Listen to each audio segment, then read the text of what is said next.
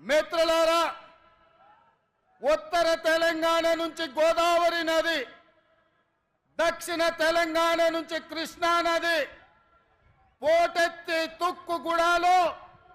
సునామీని సృష్టిస్తే ఎట్లా ఉంటుందో, వందలు వేలు లక్షలలో కాంగ్రెస్ పార్టీ కార్యకర్తలు రాజీవ్ గాంధీ ప్రాంగణం తుక్కుగూడలో కదము తొక్కితే ఆనాడు బీఆర్ఎస్ ను తుక్కుగా ఎట్లా తొక్కిండ్రో మళ్ళీ ఈరోజు అదే ఉత్సాహంతో, అదే ఊపుతో, అదే పట్టుదలతో ఈ తుక్కుగూడ నుంచి భారతీయ జనతా పార్టీని తొక్కడానికి కదం తొక్కినందుకు మీకందరికీ మనస్ఫూర్తిగా హృదయపూర్వకంగా నమస్కారాలు తెలియజేస్తున్న మిత్రులారా.